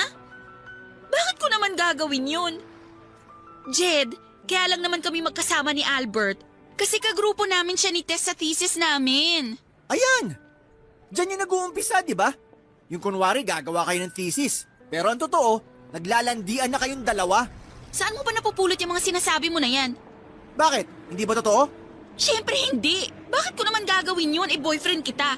At malaki ang respeto ko sa relasyon nating dalawa. So kapag hindi mo pala ako boyfriend, plano mo talagang landiin yung Albert na yon? Jed naman, ano ba? Saan ba talaga pupunta tong usapan na to? Tapatin mo nga ako, Aya. Type mo si Albert kaya lagi ka nagpapakyut doon, no? Ano na naman ba yung sinasabi mo? Alam mo, hindi na kita maintindihan. Saka yung takbo ng utak mo kasi... Aray ko, Jed! Bakit mo naman ako sinampal? Kasi isang tanong lang ang binigay ko, pero ang dami mo nang sinabi. Aya! Ano ba nangyayari dito? Wala, Tess. May pinag-uusapan lang kami ni Jed. OMG! Bakit dumudugo yan labi mo? Sinakta ka na naman ba ng walang yang to? Pwede ba, Tess? Huwag ka nga makialam sa pag-uusap namin ng girlfriend ko. Hindi ako makikialam kung hindi mo siya sinasaktan. Tess, tama na yan. Hindi naman talaga ako sinaktan ni Jed. Talaga? Hindi? Kahit ang pula ng pisngi mo at may sugat pa yung labi mo? At ikaw naman, Jed, kung gagawin mo lang punching bag tong kaibigan ko, mabuti pa umalis ka na lang dito. Alam mo, Tess, napaka-pakailamera mo talaga. Mabuti pa nga na magsama na lang kayo ng kaibigan mo. Diyan na kayo. Jed, sandali! Hindi pa tayo tapos mag-uusap. Ay, ano ba? Sinaktan ka na nga ng lalaking yan tapos gusto mo pang habulin? Tess naman eh! Bakit kasi nakialam ka pa sa pag-uusap naming dalawa? So ngayon, kasalanan ko pa pala na concerned ako sa'yo. Wow, ha? Alam mo, Aya, nakakalimutan mo na yatang tao ka at hindi bagay na tagasalo ng galit, inis o pananakit ng gagong boyfriend mo na yan, ha? Kung mahal mo yung boyfriend mo, huwag mo naman sanang kalimutan na mahalin at irespeto yung sarili mo para lang dyan sa lalaki na yan.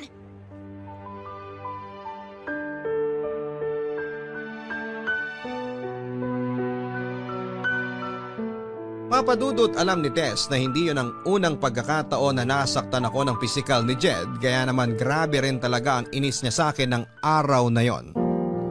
Ilang beses na niya kasi akong pinayuhan na hindi na raw healthy ang relasyon namin kaya dapat ay makipaghiwalay na ako dito. Pero ilang buwan ko pang tiniis ang ugali na yun ni Jed. Wala mahal ko talaga siya.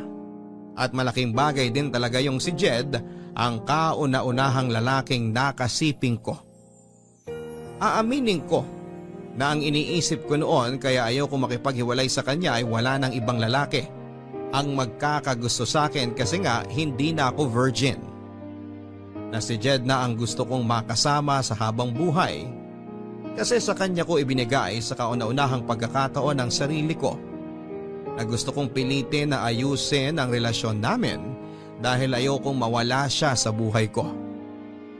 Kaya lang papadudot lahat naman tayo ay marunong mapagod sa pagtitiis hanggang sa makaramdam na lang tayo na gusto na nating sumuko. Dahil dumating din po ang point lalo na nang muli akong masaktan ni Jed dahil isang kaklase ko naman ang pinagsilosan niya. Nasampal niya ako kasunod ng malulutong na mura at masasakit na salita. Kaya na mga oras na yon ay hindi na ako nakapagpigil at tinapos ko na ang relasyon naming dalawa. Nakita ko ang biglang pagbabago noon sa mukha niya na parabang nagulat siya at nagsisi sa ginawa niya sa akin. Pero dahil pagod na akong magtiis, hindi ko na siya binigyan pa ng isang pagkakataon na ayusin ang relasyon namin, Papa Dudut.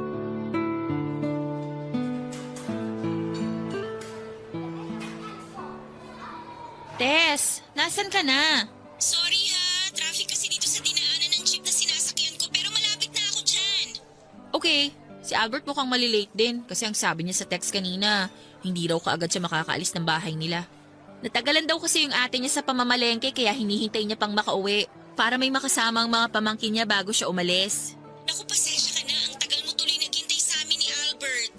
Ayos lang, sisimulan ko na rin munang i-edit yung mga dapat na ayusin para sa thesis natin. Para pagdating nyo, ipapabasa ko na lang sa inyo. Okay, text kita kapag nakababa na ako ng jeep. Sige, ingat ka. Bye! Babe, Anong ginagawa mo dito, Jed? Saka paano mo nalaman kung nasan ako ngayon? Sinusundan mo ba ako? hindi.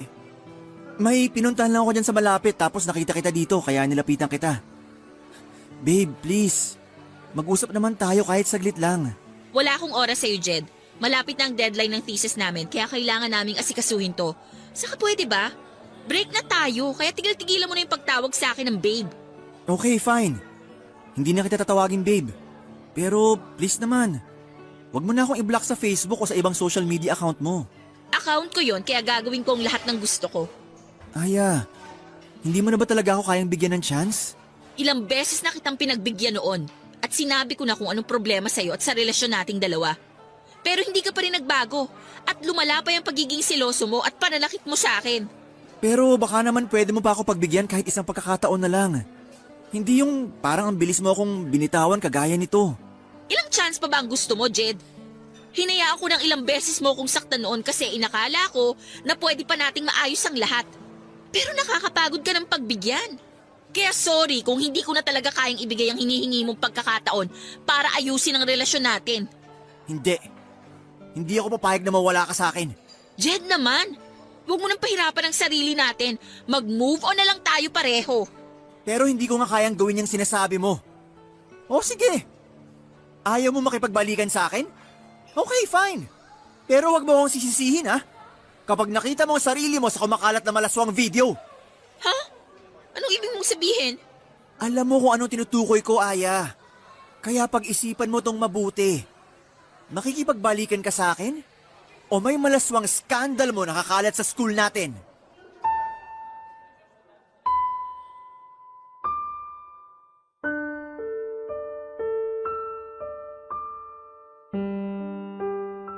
Papa Dudut, hindi na ako nakasagot sa tanong na yon ni Jed sa akin. Bigla na kasi akong kinabahan. Kaya wala na rin akong makapa na salita noon. Hanggang sa dumating na si Tess na dahilan para bigla nang umalis si Jed sa harapan ko. Gusto pa sana siyang habulin at awayin ni Tess pero sinabi ko sa kanya na hayaan na lang na umalis si Jed dahil wala naman siyang ginawang masama sa akin. Hindi ko sinabi kay Tess ang pagbabantang ginawa ni Jed, Papa Dudut, dahil nahihiya ako na malaman niya na pumayag ako sa pagbivideo na gusto ni Jed noon. Pero napansin niya na may gumugulo sa isipan ko ng mga oras na yon. Nang tanungin niya ako tungkol doon ay sinabi ko na wala lang yon, kaya huwag na akong alalahanin pa. At nang dumating ang isa pa naming kagrupo sa thesis na si Albert ay pinilit ko ang sarili ko na mag-focus sa dapat naming gawin at pag-usapan na tatlo. Sobrang hirap, Papa Dudut, dahil sobrang nag-aalala ako na baka totohanin ni Jed ang pagbabanta na ginawa niya sa akin ng araw na yon.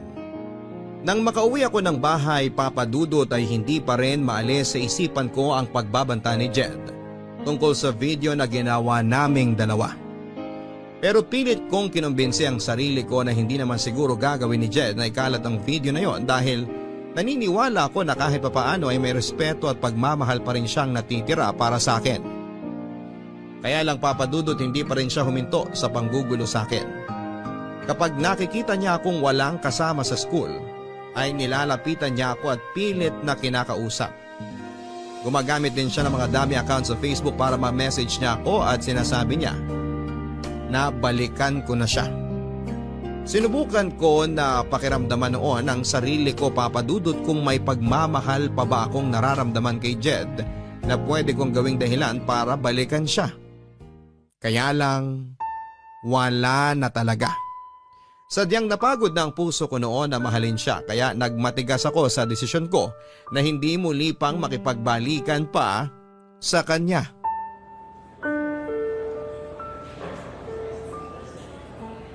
Hello, sino to? Hi babe! Kumusta? Jed, ikaw na naman? Oh, teka. Relax ka lang babe.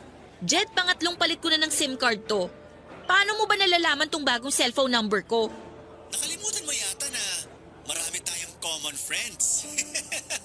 Ewan ko sa'yo. Wala naman tayong dapat pag-usapan kaya ibababa ko na tong... Ops! Huwag mong ibababa tong tawag. Dahil kung hindi, magsisisi ka talaga. Matagal na akong nagsisi at yun yung araw na hinayaan kong pumasok ka sa buhay ko. Grabe ka naman, Aya. Kung makapagsalita ka, parang hindi kita napaligaya sa kama. Pwede ba? Kung mambabastos ka lang, humanap ka na ng ibang kakausapin mo kasi wala akong panahon sa'yo. Ikaw nga ang gusto kong kausap. Kasi nami-miss na kita, babe. Kaya bumalik ka na sa akin. Please? Hindi mo na ako madadaan sa mga paglalambing mo na yan. Sige na, bye! Buwis talaga yung lalaki na yun kahit kailan. Aya, nandito ka lang pala sa kantin. Kanina pa kita hinahanap. Bakit hindi ka na lang nag-text para itanong kung nasan ako? Ay, oo nga no. Bakit ba hindi ko naisip yan kanina? Sorry ha, sobrang tataranta kasi ako sa paghahanap ko sa'yo eh. Okay lang, Tess. Pero bakit ganyan ang mukha mo? Para kang nag-aalala na hindi ko maintindihan. OMG, ibig sabihin hindi mo pa talaga napanood? Ha? Ang alin ba? Yung ano... ano kasi? Tess, ayusin mo hayang sinasabi mo. Mas lalo kitang hindi naiintindihan eh. Sige na nga, eto na. May pinadala kasing video sa akin yung classmate natin. Anong video naman yun? Ano kasi, video mo, Aya. Ha? Video ko? Ayoko sanang panoorin kaya lang. Pinipilit kasi nila ako na ikaw yun eh. Kaya pinanood ko na. Tapos... May kopya ka ba ng video na yon? Oo, pero Aya, alam ko naman na hindi mo gagawin yun at saka... Panood na lang ako, please. Oo, sige. Eto, nandito sa cellphone ko. Panoorin mo.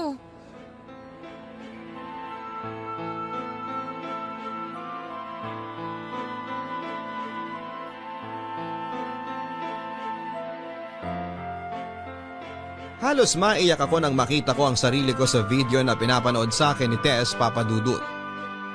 Tinotoo pala talaga ni Jed ang ginawa niyang pagbabanta sa akin na ipagkakalat niya ang video ko. Ang malaswang video na kinuhanan ni Jed noong magkasama kaming dalawa sa isang motel. Kaya lang sa video na yon, Papa Dudut, halos mukha at katawan ko lang ang kita dahil edited na yon. At pakiramdam ko noon ay bigla na lang akong pinagtinginan sa loob ng kantin at pinagbubulungan kahit naka-earphone naman ako ng mga oras na yon. Bigla tuloy akong umalis ng kantin at pumunta na lamang sa may likod ng gym kung saan ay sinundan naman ako ni Tess. At dahil itinuring ko siyang totoong kaibigan ay pinagtapat ko na sa kanya noon na ako talaga ang nasa malaswang scandal na yon. At si Jed pa ang kumuha ng video. Sinabi niya na kailangan daw na magsumbong na ako sa mga pulis para maaksyonan daw ang ginawa sa akin ni Jed.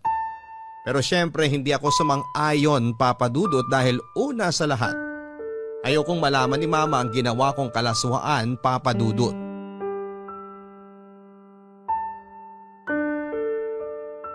Girl, hindi ka na naman pumasok sa klase natin kanina.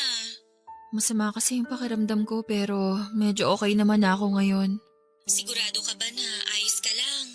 Oo, wag ka mag-alala sa akin kasi nandito lang din naman ako sa bahay. Paano naman ako hindi mag-aalala sa'yo? 2 araw ka nang hindi pumapasok sa mga klase natin. Oo nga pala, Aya. Sinabi sa akin ng advisor natin na gusto ka raw niya makausap tungkol doon sa kumakalat na video mo. Mukhang hindi na rin talaga ako makakabalik pa sa school. Alam naman kasi natin na hindi nila tinotolerate yung ganitong issue sa isang estudyante. Expulsion din ang diretso ko dahil sa ginawa ni Jen sa akin. Baka naman may iba lang siyang gustong sabihin sa'yo. O kaya, kailangan lang niya ng paliwanag mo tungkol dun sa video. Sabi ko naman sa'yo isumbong mo na siya sa advisor natin o kaya sa mama mo para maturuan ng leksyon yung Jed na yan. Alam mo naman na hindi ko kayang gawin yan. Kasi ayoko malaman ni na mama ang nangyari sa akin o yung tungkol sa kumakalat ko na video. Nakakainis lang kasi ang kakapalan ng mukha ng ex-boyfriend mo. Dapat siyang ma-expel dito sa school natin. Ay, pero Aya, ito payo ko lang naman sa'yo ha. Siguro sabihin mo na sa mama mo kaysa naman sa iba pa niya malaman yung nangyayari sa'yo ngayon. Ewan ko, Tess. Bahala na. Sige na, ibababa ko na tong tawag kasi kailangan ko na rin magluto para sa hapunan namin. Okay, sige. Basta tawagan mo ako kapag kailangan mo ng kausap ha. Oo, salamat. Bye.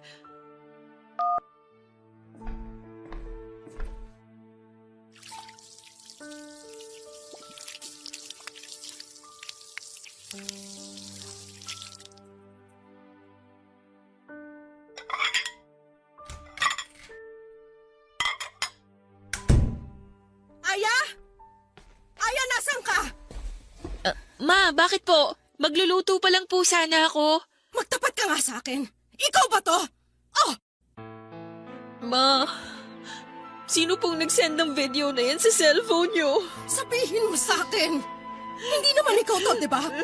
Kamukha mo lang tong babaeng nasa malaswang video na to. Alam ko na hindi ikaw to kasi hindi mo magagawa ang bagay na to. Aya, sumagot ka! Sabihin mo sa akin na hindi ikaw to. Nakahawig mo lang tong babae kasi sigurado ako na hindi mo naman kayang gawin to, hindi ba?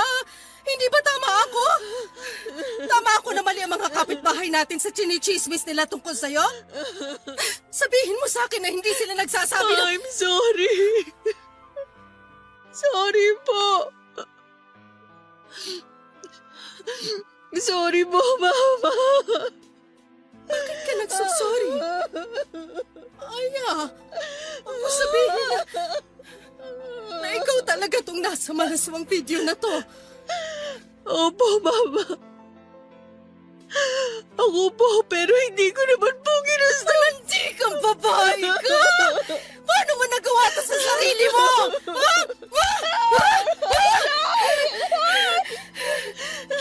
Ilang ulit ko kayong pinapaalalahanan ng mga kapatid mo na huwag gumawa ng kalokohan dahil puro babae kayo. Tapos eto ka, nagpapavideo ng mga kalaswa ang ginagawa mo? Mama, hindi ko naman po ginusto na kumalat yung video na yan. Kahit na, napakalanting mo pa rin. Napakalaswa mong babae. Hindi mo na ginalang ang sarili mo. Hindi mo na nirespeto yung katawan mo. Nakakahiya ka. Nakakahiya kang anak. Kinakahiya kita at yung kahihiya na ginawa mo sa sarili mo.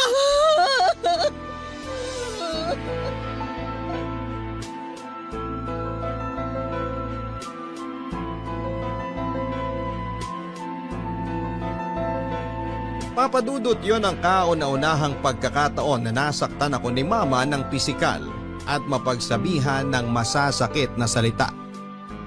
Hindi ko naman siya masisisi dahil sobra kong sinira ang tiwala niya. Sinubukan ko siyang yakapin habang paulit-ulit akong humihingi ng tawad sa kanya.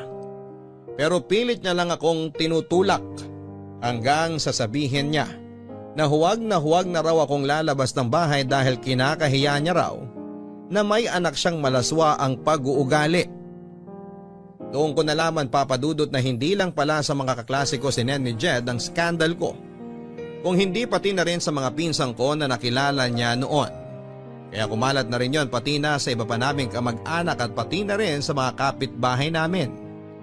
Pinagkalat niya ang video ko gamit ang kanyang dummy account sa Facebook. Sinubukan kong tawagan si Jed pero hindi na niya sinasagot ang tawag ko.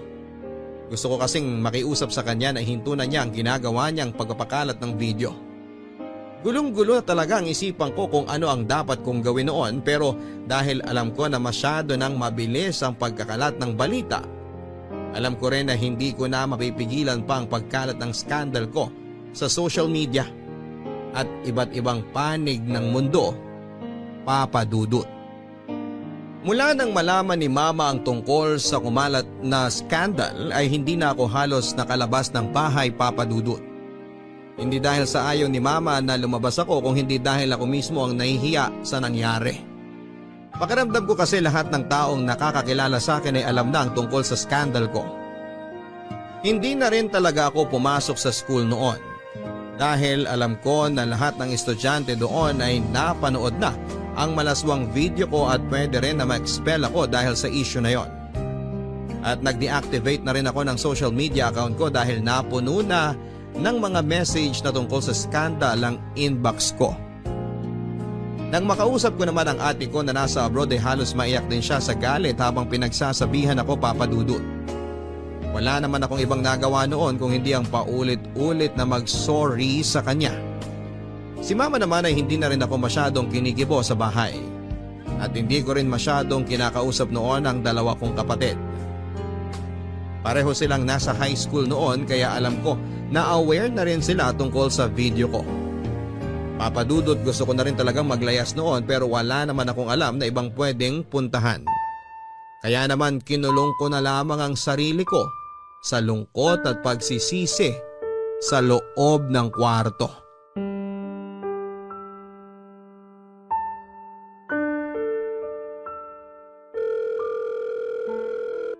Sagutin mo na yung tawag ko, please. Oh, babe! Napatawag ka! Na-miss mo ako? Walang hiya ka, Jed! Bakit mo ginawa yon? Ha? Ang alin? Huwag ka nang mag-deny dyan. Alam ko naman na alam mo kung anong tinutukoy ko. Ah! Yung tungkol ba to sa scandal mo? In fairness, babe sexy mo dun. Parang sarap na sarap ka habang nakikipag-ano ka sa video na yun. Napakasama mo talaga, Jed! Oh, bakit? Anong masama sa sinabi ko? Totoo naman, diba? Ang lakas kaya ng ungol mo dun sa video. Ikaw naman kasi, babe. Bakit ka naman kasi pumayag na magpakuha ng video? Ayun tuloy. Napanood na ng ibang tao kung gaano ka kahilig sa sex. Tigilan mo na nga yung pagtawag sa akin ng babe! Ang kapal din naman talaga ng mukha mo na sabihin sa akin yan! Alam ko naman na ikaw ang nagpakalat ng video ko na yon! Oh, teka lang. Hinay-hinay ka sa pagbibintang mo. Kasi wala ka namang katibayan dyan. Ang kapal talaga ng mukha mo na magbaang-maangan pa dyan! Bakit? Totoo naman hindi ko nga alam kung ako ba talagang kasama mo dun sa video eh. Jed, pwede ba? Ikaw lang naman ang lalaki nakagalaw sa akin at alam mo yon! Kaya huwag kang mag-imbento ng kwento dyan! Aya, paano ko naman masisiguro na ako talagang kasama mo sa video na yun? Mukha mo at katawan mo lang naman na nakikita dun. Kitang-kita dun na enjoy ka habang kinukunan ka ng video. Pinilit mo lang ako na pumayag, kaya pwede ba? Tigilan mo na yung pag-iimbento mo ng kwento! Kung napilitan ka lang talaga, bakit ang lakas ng ungol mo dun sa video? Hindi ba dapat nagpupumiglas ka? Sumisigaw ka ng, tama na po, huwag na po akong kunan ng video. Pero hindi yun ang sinasabi mo sa video, Aya. Sarap na sarap ka habang nakatutok sa iyo ang camera ng mga oras na yun. Ano ba talaga gusto mo, Jed? Bakit mo ginagawa mo to sa akin? Alam mo naman ang gusto ko, Aya. Ang bumalik ka sa akin. Pero ang arte mo lang masyado Kaya pinaparusahan kita. Wala naman akong kasalanan sa'yo. Tinapos ko naman ang maayos ang relasyon nating dalawa at sinabi ko sa iyong dahilan kung bakit ayoko na. Ayaw mo na talaga? Ganun na lang talaga yon? Oo nga pala, may naalala ako. Ikaw, naaalala mo pa ba? Yung nakaluhod ka? Habang nakatutok yung cellphone ko sa'yo? Hindi ko pa pala yun nasisend sa mga kaibigan natin o kamag-anak mo. Dahil gusto kong pagsawaan mo ng panoorin yun bago ko ipasa sa kanila. Jed, please! Itigil mo na to! Maawa ka naman sa akin! Halos itakwil na ako ni Mama nang dahil sa video na pinakalat mo! Hala, talaga? Sorry hindi ko alam Pero sige, hindi ko na ikakalat yung video na nakaluhod ka. Sa isang kondisyon. Pumunta ka sa lugar na i-text ko sa'yo.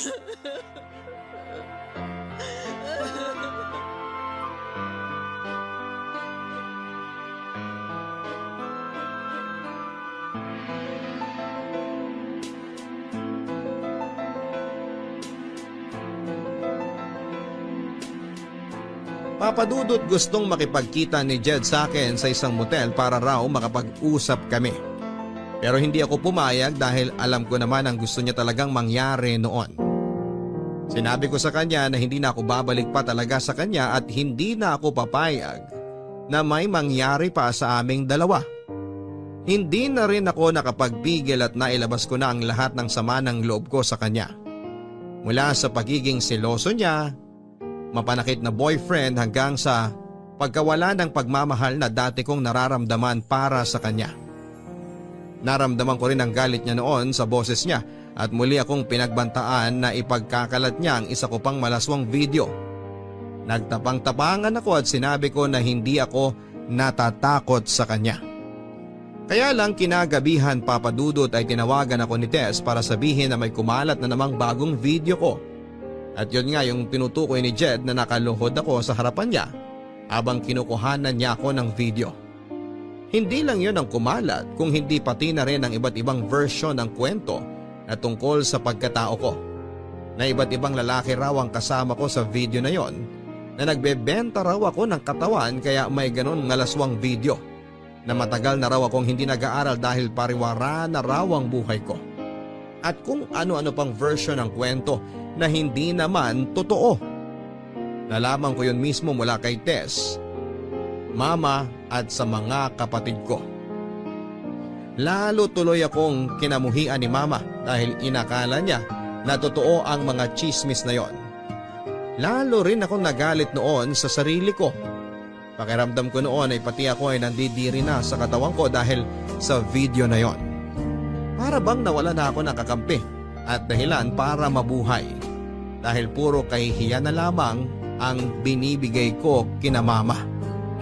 Papadudot, alam kong mali pero dahil sa sobrang na-stress at na-depress na ako sa nangyayari sa buhay ko ng mga oras na yon, ay hindi ko na napigilan ang sarili ko na subukang tapusin ang buhay ko.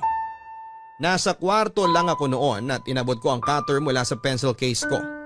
At doon nga ay sinimulan ko ng laslasin ang pulso ko.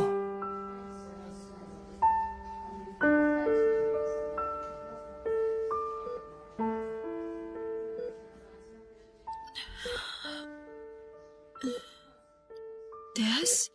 OMG, Aya! Sa wakas, gising ka na! Nasaan ako? Ano ka ba, girl? Hindi mo ba natatandaan kung ano nangyari sa'yo at anong ginawa mo sa sarili mo? Malabo yung naaalala ko. Basta sobrang sakit ng ulo ko at braso ko ngayon. Ay nako, pinagtangkaan mo lang naman na masama ang sarili mo. Mabuti na lang at naisipan kong dumalaw sa inyo kagabi kasi kung hindi, baka hindi ka katukin ng mama mo sa kwarto mo. At doon nga, nakita ka namin na wala ng malit, duguan yung mga kamay mo. Akala ko, panaginip lang ang lahat. Totoo pa rin pala. Totoong pinakalat palalo ni Jed ang skandal ko. Pero Aya, hindi mo pa rin dapat ginawa yun. Alam mo naman na malaking kasalanan sa Diyos ang pagtangkaan ng masama ang mga sarili natin, di ba? Hindi mo kasi ako naiintindihan. Dahil wala ka sa kinatatayuan ko. At hindi ikaw yung may malaswang video na kumakalat ngayon. Kahit na. Kasalanan pa rin sa Diyos yung ginawa mo. At isa pa, hindi naman matutuldo ka ng problema mo kapag ginawa mo ulit yan. Hindi ka magiging totoong payapa. Kahit kailan hindi naging sagot sa mga problema natin ang pagtangkaan ng masama ang sarili natin. Marami tayong pwedeng gawin para lang maging totoong maayos ang buhay natin. At ang kauna-unahang dapat nating gawin ay ang magpakatatag sa lahat ng pagsubok kagaya ng dumating sa'yo. Alam ko naman yun. At nagsisisi naman talaga ako sa ginawa ko sa sarili ko. Tama si Mama na dapat binigyan ko ng respeto ang sarili ko at katawan ko. Dapat hindi ako pumayag sa lahat ng mga gustong mangyari noon ni Jed. At naiinis lang ako kasi ang tanga-tanga ko. Kasi naging sobrang mahina ako.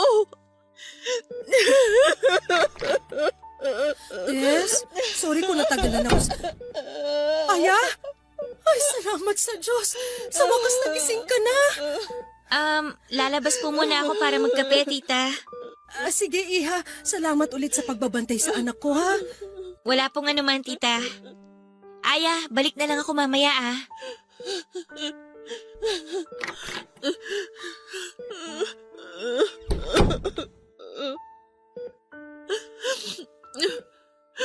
Mama, sorry po. Sorry po kasi binigyan ko na naman po kayo ng problema. Sorry po kasi nagiging pabigat na po ako sa inyo. Sorry po sa ginawa ko. Sorry po talaga. Shh! Tama na. Huwag ka nang umiyak. Wala na po akong ibang binigay sa inyo kung hindi puro problema at kahihiya na lang po, Mama. Pero maniwala po sana kayo na nagsisisi na po ako sa lahat ng naging pagkakamali ko. Hindi po ako masamang babae kagaya ng sinasabi ng ibang tao. Hindi po totoo na kung kani-kaninong lalaki po ako pumapatol. Si Jed lang po ang naging boyfriend ko. Mama, siya lang po ang lalaking kasama ko sa lahat ng kumalat ng malaswang video ko. Maniwala po sana kayo sa akin. Hindi mo ako nagsisinungaling. Hindi ba ako masamang babae, Mama? Naniniwala naman talaga ako sa'yo. Nadala lang talaga ako ng galit ko kaya nakapagbitaw ako ng masasakit na salita. Sorry rin, anak, kung hindi kita masyadong inintindi at mas pinakinggan ko pang masasamang naririnig ko mula sa ibang tao. Pero sinabi na sa akin ni Tess ang lahat na nangyari sa'yo. Kaya alam ko na nagkamali ako ng mga taong pinakinggan at pinaniwalaan. Kasalanan ko rin naman po kasi masyado kong binigay ang lahat kay Jed. Kasalanan ko kasi nagtiwala ako sa kanya. At alam ko rin po na malaking kasalanan ang ginawa kong pagtatangka ng masama sa sarili ko. Kaya sana, huwag mo nang uulitin ang lahat ng yon, Aya. Lalo na ang pananakit mo sa sarili mo. Ayoko mawala ka sa akin. Hindi ko kakayanin kapag nawalan ako ng anak. Basta ito ang pangako ko sa iyo, Aya. Gagawin natin ang lahat para papanagutin ng Jed na yon sa mga kasalanan niya sa iyo. At tutulungan ka namin ng mga kapatid mo na maibalik sa normal ang buhay mo.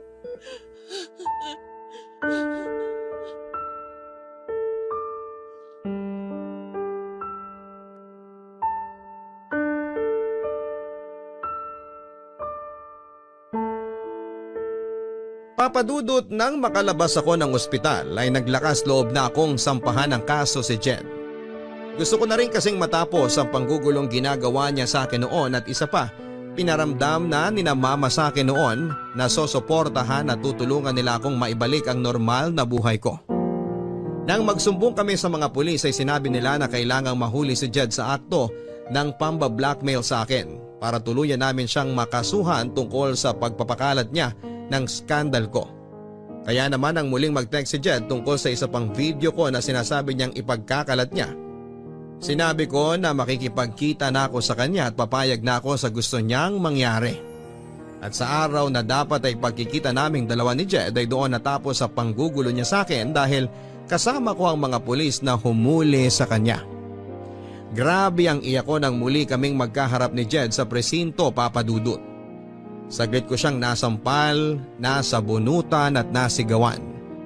Pati si Mama ay galit na galit din sa kanya, pero mas nangibabaw ang mga sigaw ko noon habang kausap ko siya. Sa mahigit 2 taon kasi ng relasyon naming dalawa ay wala akong ibang ginawa kung hindi ang mahalin siya at gawin ang lahat ng gusto niya. Pero ang pagsira pa pala sa buhay ko, ang isusukli niya sa lahat ng pagmamahal na pinaramdam ko sa kanya. Hindi ko rin alam, Papa Dudut, kung tinulungan ba ako ng tadhana na mapabilis ang pagpaparusa kay Jed dahil 2 buwan pa lamang siyang nakukulong noon nang mabalitaan ko na nagkaroon ng malaking sunog sa lugar nila at natupok ng apoy ang bahay nila kasama ng kanyang buong pamilya. Ayoko mang matuwa dahil sa nangyaring yon sa pamilya niya, Pero hindi ko maiwasan dahil parang karma na yon kay Jed para sa ginawa niyang pagsira sa buhay ko. Papadudot, dahil po sa dami ng problema ang kinasangkutan ko noon ay hindi na ako nakabalik pa sa pag-aaral. Nalaman na rin kasi ng advisor namin at iba pang may mga mataas na katungkulan sa university ang nangyaring gulo sa buhay ko.